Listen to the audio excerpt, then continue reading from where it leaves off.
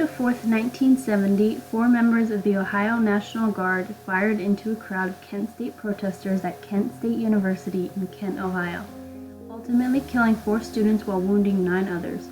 But what caused the Guard members to fire, or even be present, and what were these demonstrators standing up against?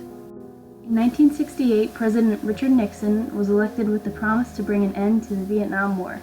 However, on April 30, 1970, President Nixon announced that the United States would be invading Cambodia, thus widening U.S. involvement in the war. The following day, rallies and protests developed in college campuses around the country, specifically at Kent State. Students in Kent were delivering powerful speeches and burning copies of the Constitution to depict murder of the Constitution caused by Congress never declaring war against Vietnam, and another protest was scheduled for May 4th. With fear due to violent events and threats made, Mayor Citron called the governor's office to request help from the Ohio National Guard. On May 4th, around noon, about 3,000 people filled campus to conduct their scheduled anti-war rally.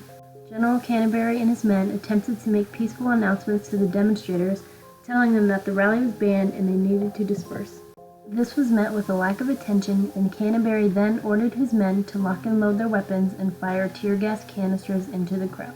After influencing the crowd to move to the top of what was referred to as Blanket Hill, several men fired about 61 to 67 shots into the crowd.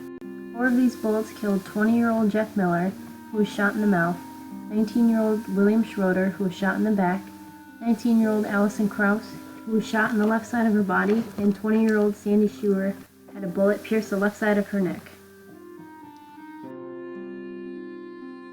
Dean Collar was shot in the back, a wound that left him paralyzed from the waist down.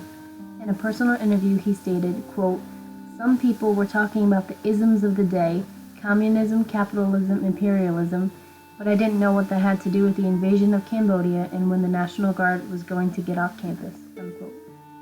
Authors and several of the guardsmen agree that they opened fire for self-defense, while others feel that it was unjustified.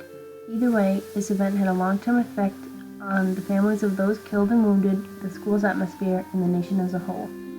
However, a photography major at the time, John Philo, eventually won a Pulitzer Prize for his infamous photo of 14-year-old Mary Vecchio kneeling over Jeffrey Miller's corpse.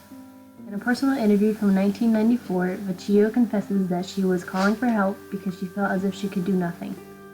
Other sources, such as H.R. Haldeman's The Ends of Power, reveal that the shooting slid into Nixon's famous Watergate scandal and contributed to the fall of the Nixon administration.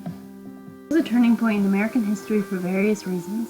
Firstly, it lends itself as an emblem for a time when America was lost between culture and politics, a dichotomy between counterculture opposing war and politicians fully immersed in war.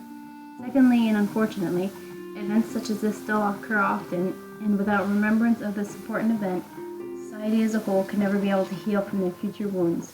Finally, Guardsmen and other national organizations have reinvented ways to handle situations like the Kent State rally, and hopefully will never thoughtlessly repeat this travesty.